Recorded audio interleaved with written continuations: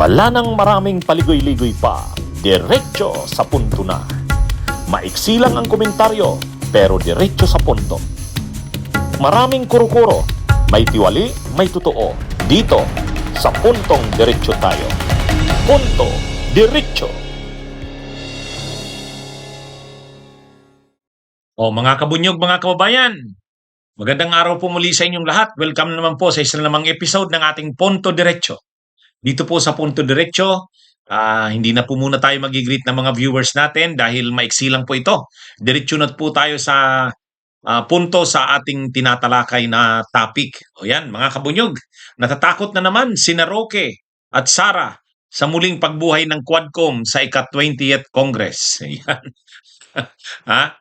Habang nandun sa Dahig, the Netherlands, si Sara Duterte at nandun naman talaga si Harry Roque, ayan, pinag-usapan nila ang tungkol sa napapabalita na ire-revive, ububuhayin muli ang makapangyarihang Quadcom. O, panoorin nyo mga kabunyog, mga kababayan.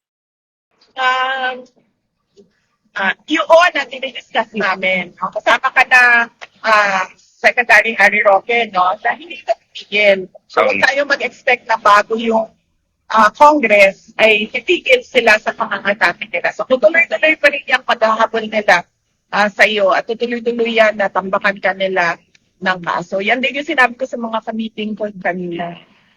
Because obviously, ang gusto nila ay burahin mga Duterte at mga tao na sumusuporta sa mga Duterte. In fact, kahit nga private individuals, ngayon, hindi na immune dahil nakakatanggap na sila ng mga letters galing sa BIR o kung ano man yung pwedeng kahanapan ng pagkakamali sa kanila. Matatandaan natin na itong Quadcom, Quad Committee, ay ito yung committee na binuo noong 90th Congress, kung saan apat na mga makapangyarihang komite ang pinagsama-sama para ang kanilang mga hearings at investigasyon ay isahan na lang ang pagsasagawa. Ito yung komite na nag-imbestiga ng Pogo, ito yung nag-imbestiga ng extrajudicial killings nung panahon ni Duterte, yung mga human rights violations nung panahon ni Duterte. Kaya makapangyarihan ng nasabing komite, yung Quadcom. Kaya lang maraming mga kilalang mga matataas na officials ng committee ito ang wala na sa Kamara. Halimbawa si Congressman Barbers. Graduate na si Congressman Barbers. Tapos na siya ng 3 terms sa Kamara. Ganon din si Congressman Dan Fernandez. Wala na rin, tapos na rin. Si Paduano. Pero ang mga natira pa na dating bahagi ng Quadcom na ngayon ay nandyan pa ay sila Congressman Acop, Beatrix Luestro, si Congressman Abante, at si Congressman Abante ay nagpahayag na bukas siya na pamunuan ang pagre-revive ng nasabing Quadcom. Ang isang sinasabing uunahing imbestigahan kapag na-revive ang nasabing Quadcom ay itong tungkol sa mga nawawalang sabongeros. Ayon kay Congressman Abante, kapag ni-revive yung Quadcom, ito ang priority na imbestigahan.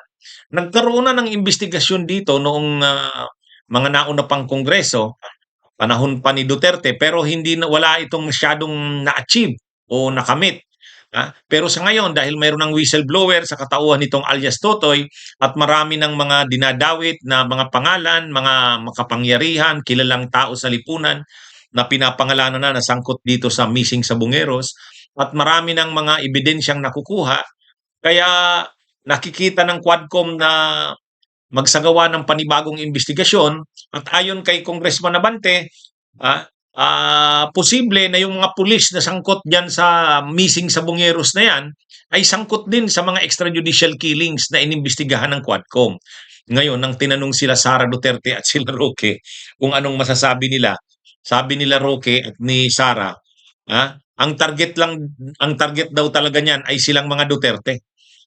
Sabi ni Roque, siya daw, ang mga Duterte ang ang target na naman yan. Ididiin na naman daw sila ng mga Quadcom na yan. Kaya nababahala, natatakot sila Roque sa pagre-revive nitong Quadcom. Pero ang totoo, wala naman silang dapat ikatakot kung wala naman silang ginagawang masama. Kaya lang, yung talaga kasing mga investigasyon noon ng Pogo, halimbawa yung tungkol sa Pogo, ay sila naman talaga kasi ang involved doon. Halimbawa si Harry Roque, isangkot naman talaga kasi siya doon sa mga illegal na Pogo. Kaya hindi naman siya tinatarget doon. Hindi naman talaga si Roque ang tinarget doon. Kaya lang sa proseso ng investigasyon tungkol sa mga illegal na Pogo, lumitaw ang pangalan niya. At na mayroong mga matitibay na ebidensya, kaya siya nadiin. So hindi naman talaga ito, kumbaga, hindi naman ito pinupuntirya si Roque o kung sino man. Ganon din yung pagkakasangkot ng mga Duterte sa maraming mga kontrobersya at issue sa bayan. Ay talaga namang nung panahon ni Duterte, maraming mga pangyayari na kagagawan talaga ng mga Duterte. Kaya kung mayroon man, kung ang mga investigasyon man noon ng Quadcom ay talagang tumutumbok, pumupulterya sa mga Duterte, ay dahil din naman talaga yon sa sangkot naman ng mga Duterte sa maraming krimen na nangyari nung kanilang kapanahunan. Kaya kung magpapatuloy man ang investigasyon ng Quadcom ngayon sa maraming mga issue, mga pangyayari sa bansa na gusto nitong imbestigahan, kung muli na namang masasangkot dito ang mga Duterte tulad ng kinakatakot o ikinamabahala nila Roque at sa kanila Sara, ay kasalanan nila yan. Marami silang ginawang kasalanan sa bayan. Marami silang ginawang krimen sa bayan. Kaya kung nahahagip man sila sa investigasyon ng Quadcom, ng Kamara, ay kasalanan nila yan. Ang importante, hindi naman sila binibigyan naman sila ng pagkakataon na depensahan nila ang mga sarili nila. Kung hindi man sila umaattend tulad ng ginawa ni Roque, ayaw namang umattend. Si Sara Duterte ayaw ding umattend sa mga pagdinig ng Kamara, kasalanan nila yan. Hindi nila ngayon maidideny na hindi nila ngayon masasabi na hindi sila binigyan ng due process. Dahil ang totoo, binigyan sila ng due process. Sila lang yung umayaw na ipahayag ang kanilang panig.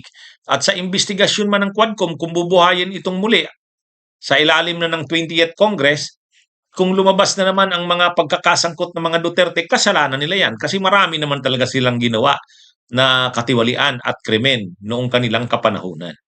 Kaya maganda yan na i-revive uli yung Quadcom na yan kasi talagang makapangyarihan yung committee na yan. At least yung committee na yan talagang walang sinasanto. Lumalabas talaga kung anong totoo. Sana sa pagkakataong ito, patuloy pa rin na gawin ng nasabing Quadcom ang mga investigasyon at marami pang mga lumitaw na mga katotohanan sa kanilang investigasyon. Dahil pinakita nitong Quadcom na ano ito, talagang malaliman ang investigasyon. Walang pinapalampas. Kahit sino man pinapatawag sa nasabing Quadcom. Yun nga lang, ang matatakot dyan at mababahala at umaalma ay yung mga alam nilang tatamaan sila ng nasabing Quadcom. Tulad nga ng pagkabahala na hinahayag nila Roque at Sara.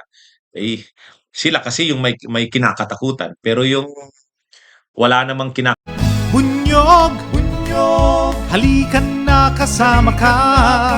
Bunyog, kapag buklod ay may pag-asa. Luzon, Visayas, Mindanao, isa ang pananaw. Sa bagong Pilipinas ang bunyog isisigaw.